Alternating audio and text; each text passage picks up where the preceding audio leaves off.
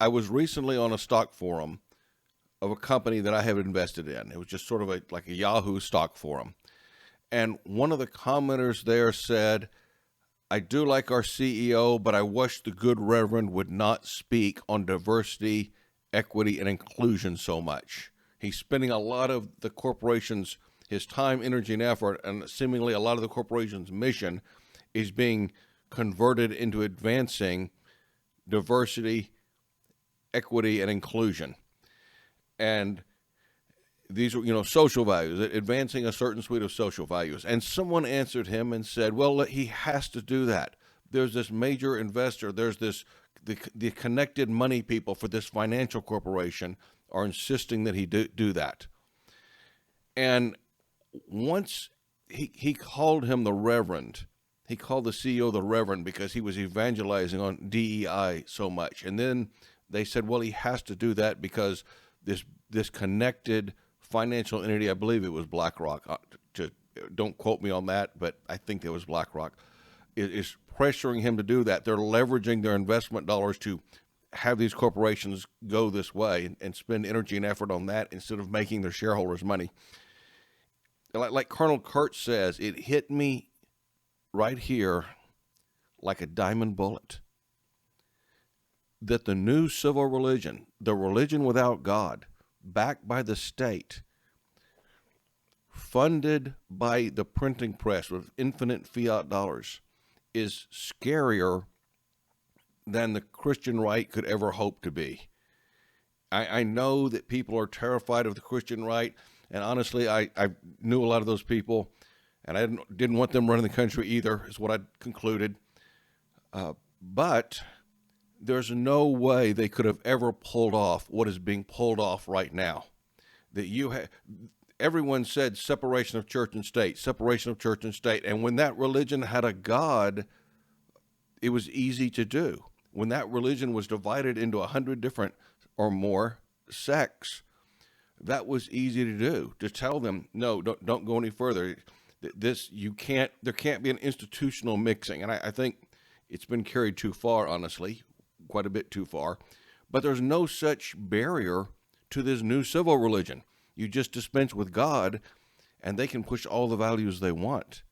And they can change those values from day to day. There's no outside reference point. All that matters is if we manufacture even, because if you control the media and the media is centralized, I'm for decentralization and everything. But we have a decentralized government. We have a centralized government with a centralized media and a centralized money system. And what that means is they can do what maybe to the greater extent than has ever been done before. They can manufacture consent for almost anything they want. They can say, well, this is the voice of the people. And they manufactured it.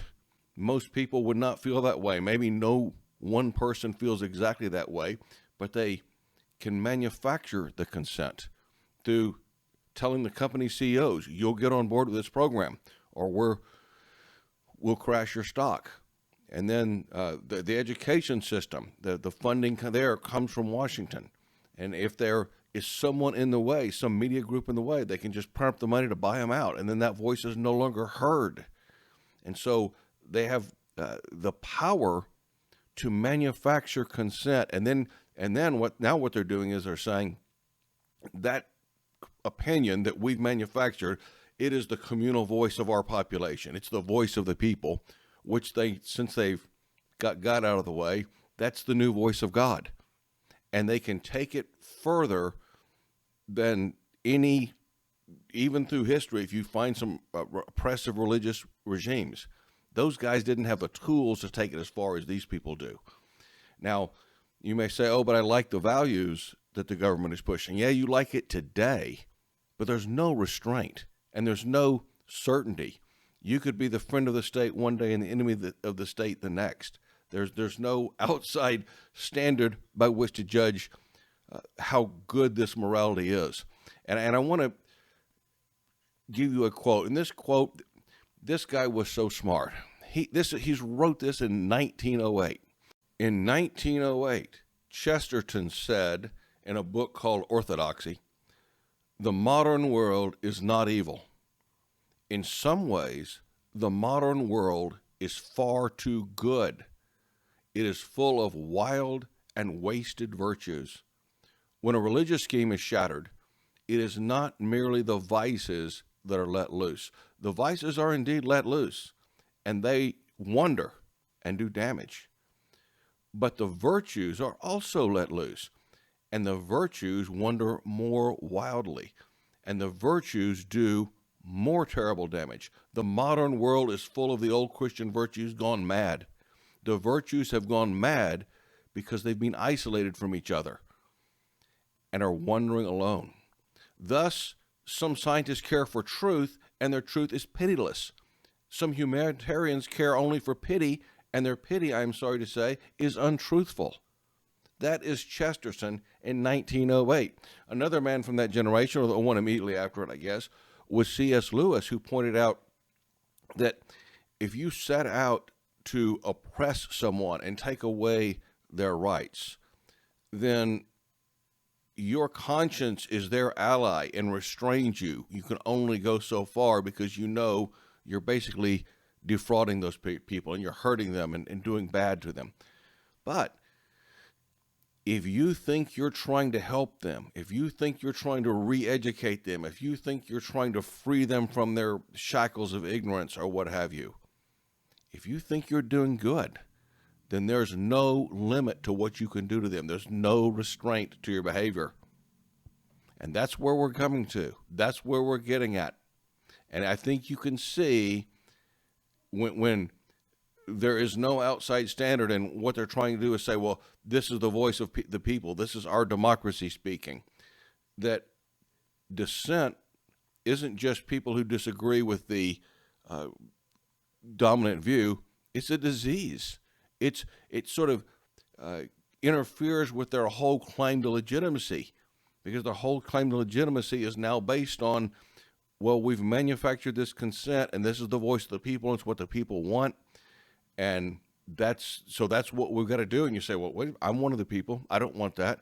This other person here, they don't want that either. And why do we all have to want the same thing? Why do people in New York and rural Arkansas have to want the same thing? Why do people on the West Coast have to want the same thing as downstate Illinois or upstate Illinois? Just you don't need to. So it is a threat. It isn't just someone, oh, you have a difference of opinion. You're getting in the way of their worldview and their identity and the way they think that truth is in virtue or determined. So let's take a closer look at the values and the consequences of the type of values of the new civil religion that is happening right before us, with a power that past religions never could possess. The state, there's no separation of church and state in the new civil religion. It is the state. The state's backing it. And they're using corporations to leverage it. And corporations themselves are what? Creations of the government. So it's almost like they're creating their own artificial people and then using those artificial people to help herd the real people into line. And again, you may agree or you may disagree with their current goals. That doesn't matter. The fact is they're doing it. And they're doing it how? Through issuing of fiat currency, through debt. The cost of it is not felt on the current generation. So it's pushed off to the next generation. So it's almost like you are paying, and I said this in localism, with fiat money, you are paying for your own re-education. You are paying to have your own society reshaped.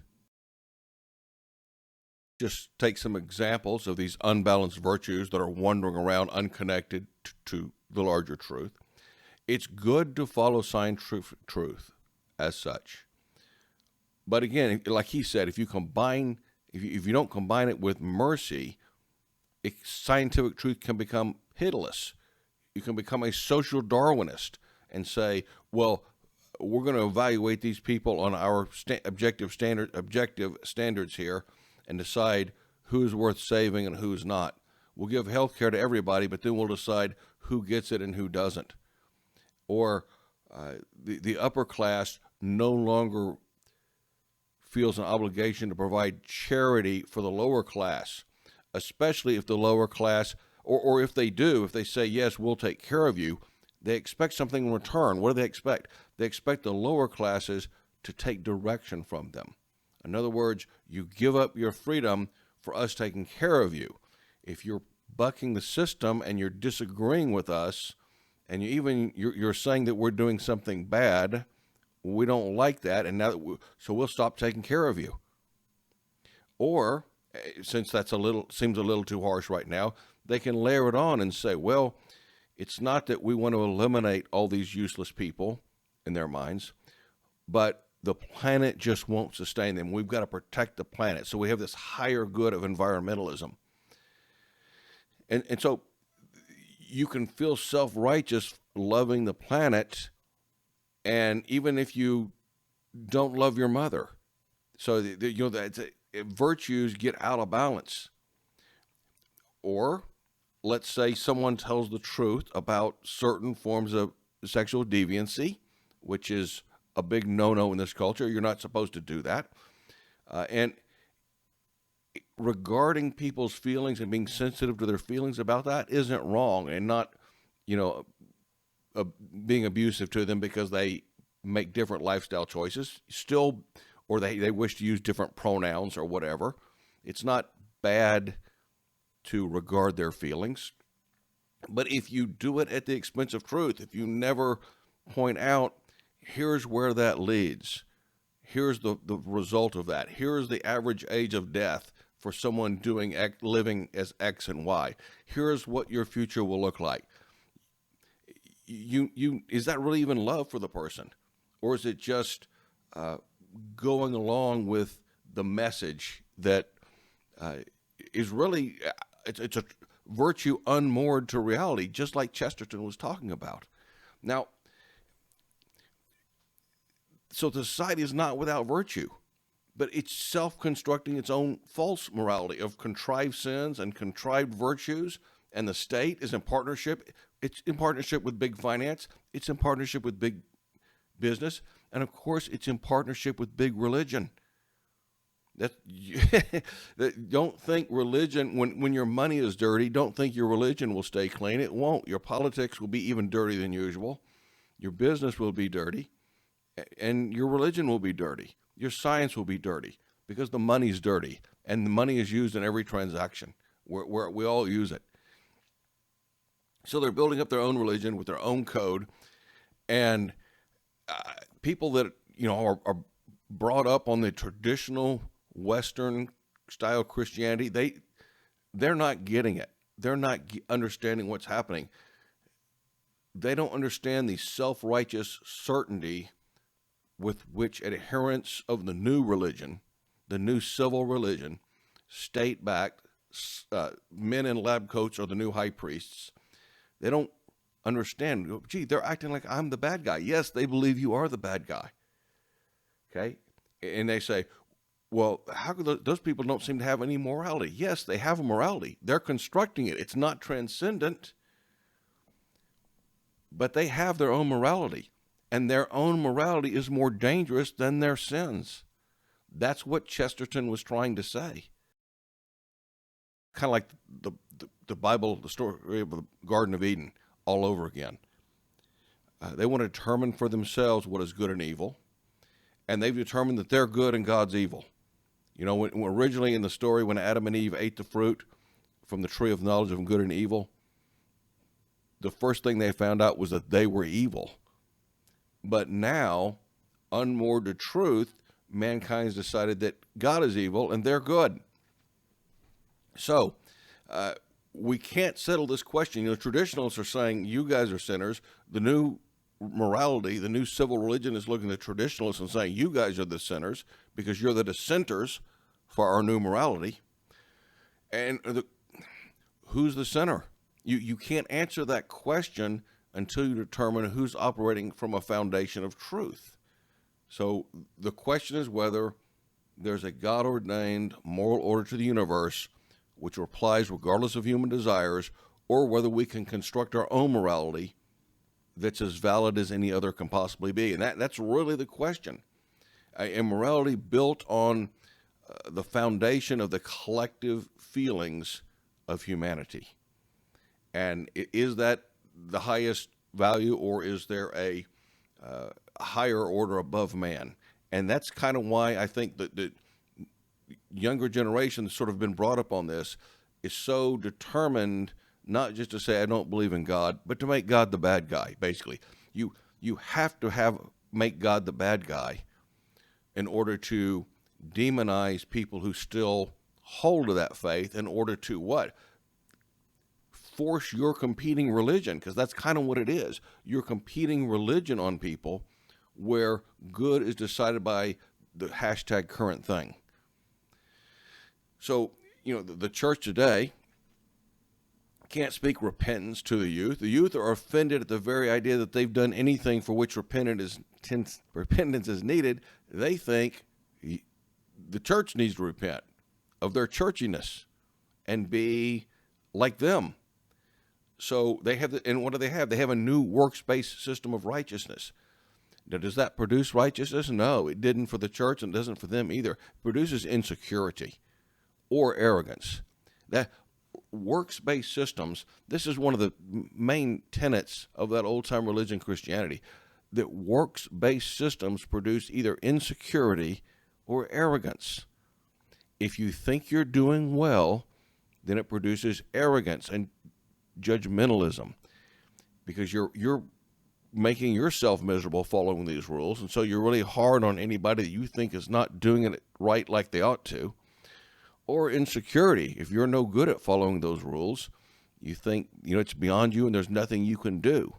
And so, of course, the traditional answer in Christianity is that Jesus did what you couldn't.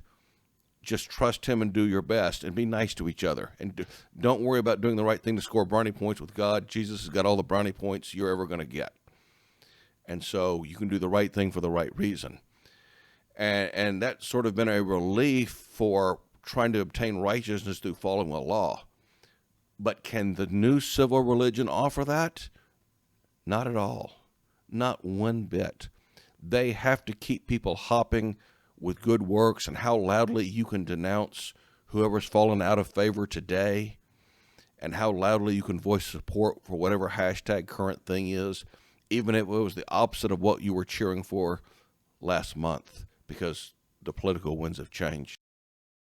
But education is up, violent crime is down, robbery is down, rape is down, education's up, lifespan is up, people with some kind of health care coverage are up. There's a lot of evidence they can point to that indicates that things are getting better, that the new civil religion, in their view, is working. It's building a tomorrow better than the past built on the old morality, eh? The new religion, civil religion, is, quote, saving collective mankind. Now, that's where I've got to get back to Chesterton, okay? He said the devices are let loose and they cause damage, but the virtues wrongly applied can cause more damage. It may be that we are less rowdy than we once were, but we're more venal. We're more corrupt. Sin hasn't been eliminated. Rather, society has become better at covering up the costs and the harm of the sin. Has prostitution gone down? Yeah, it's gone down, but not because there's less sexual sin, not because there's less sexual aggression. We just have access to torrents of pornography now that we never had before. Is that better? It's better at covering up, but is it better at dealing with the issue in here and in here? No, it's not. It could be worse. Objectification of women in our lives may be less now because we have more access to digital women who are objectifying themselves. There's not less sin. The costs of sin are deflected into areas where the harm is less visible. And that's going to continue to work, or appear to work, until it doesn't, because it hasn't addressed the real problem, the root problem. Not viewing the other person as a person, wanting sex without commitment, and so on, and the other things that really you need for a society that's healthy. In the same way, we've rejected a view of the poor as created in God's image, or at least the capacity to bear God's image. And we've created a new way to care for the poor, which sort of masks our growing lack of compassion. We have EBT cards now. No one has to see soup lines like they did in the Great Depression. We have programs that deal with those people now, and you never have to touch them. You never have to feed them. You don't have to get your hands dirty. Just support the programs. Just vote for the politicians, and you can consider yourself moral even if you have no real affection for any of those people that are served by these dehumanizing programs. And these programs, they're not even being paid for us, not by us. We create debt that we pass on to the next generation to fund all the programs. So we don't feel any pain in giving. The cost of our giving is not felt by us. So things seem to get better for a time. And someday, though, our ability to fund this welfare through government debt is going to vanish. We're close to the end right now, I think. And then we're going to see who's really compassionate. We're going to see how much compassion people have when they actually have to pay for these programs themselves rather than simply radiate self-righteous indignation at those who challenge the cost of the programs, those who challenge the methods of the programs. Just like with the other, it's going to appear to work until it doesn't. At one time, the professional thief had to take risks to go out and steal. He had to see that he was taking real stuff from real people that were hurt by the loss. The social welfare thief today isn't forced to confront any of those costs, and the immorality of his actions is lost in abstractions. He's getting his check from the government, and they always seem to have plenty of money. Or at worst, he's like, oh, they're taking it from the rich, and I never have to see those people as real individual persons. If he ever met a wealthy person in his community, he may not even make the connection. That person money's being taken from them and given to me. They may not see it in those personal terms. So voting for a government that will legally rob your neighbor is a lot less risky. It is a lot easier on even a decayed conscience than the old style of theft. It's no wonder that officially measured levels of theft have gone down. It's just not counting the kind of theft we do today to one another. But it's not because greed, envy, covetousness has decreased in the very least amount. Those things are all still with us. They may be worse than ever. Those things may be worse than ever, but modern society has covered and concealed those sins, haven't they? By interjecting the state between the sinful heart and those hurt by it. We're bragging that robbery is down. No, it's not. We're just not calling it that anymore when the state is the intermediary. Notice how in all these examples I've given, the actual condition of the human heart can grow worse while the outward behavior in society has less notable social impact. It does this because all these solutions weaken our ties to each other and increases our connections to some abstract intermediary like the state. So we bother each other less because we have less connection to each other, not because our hearts have been made better. Everything in the drive to separate sexuality from commitment and family, to separating generosity of the giver and the gratitude of the receiver, they all do this. And it's not limited to those examples. I sense this repeating pattern. The new civil religion consistently isolates us from one another so that traditional sin is more effectively covered up rather than repudiated. So we have a new civil religion. There is no separation between state and this religion. They are one and the same. They do not respond to the will and the consent of the people. They manufacture it through the strategic use of fiat currency, where you basically pay for your own reprogramming through, they issue money and the value backing that money is stolen from the dollars you earn. There's no restraint. They build artificial people called corporations and then enforce their will through those, even more so than real people. Corporations have more access to your government than you do. You're a real person, and they're an artificial legal creation of the government. And yet they can see your congressman, a representative, a lobbyist for them much easier than you can. So despite all this, though, for a while, it's going to seem like they've succeeded in building a morality and a religion without God is basically what it is. But it is still a state religion, and one that reduces outward misconduct and seems to produce wealth. It's based on debt. It's based on phonies. It's based on sweeping things under the rug. It's all based on false accounting. Even as the pillars of this faith itself is built on falsehood. Rapidly advancing technology should make life better, and it should produce economic gains. Those advantages are not the results of some new religion without God, but rather that religion is gathering credit for momentum built up before it was ascendant. In the same way, the illusion of prosperity is just maintained by writing $1 trillion worth of hot checks every year. You let me write $1 trillion of hot checks every year, and yeah, I could build the illusion of prosperity. But those are still hot checks written on the accounts of the next generation. We're robbing, we're generationally looting.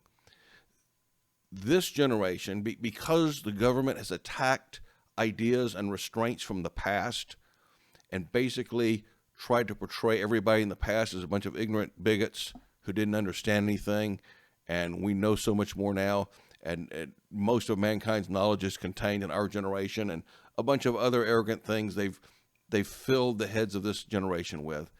You know, this generation thinks it's more moral than past generations because it's following the virtues of this new godless civil religion instead of a traditional one. Guess what? You are not more moral. The past generations would have never saddled future generations with the debt just so they could tell themselves, oh, we're good people, we supported this program for government to do X and Y and make the state bigger, which is what the priests of this religion wanted you to do in the first place. Make themselves bigger and your connections to each other smaller. That's what they wanted. The present masters of the world have not invented a system so perfect that no one has to be good anymore. They haven't done that. They have created the illusion of that. All they've done is found a way to hide for a time the outward costs of human evil. But the truth is transcendent. The truth is beyond propaganda. The truth is beyond the reach of even the state. Perception is not reality. Reality is reality, and perceptions fail. The truth is going to out. And time will tell us what will happen to souls and to societies that are built in the shifting sand of collective consensus rather than transcendent moral truth. Thank you so much for listening.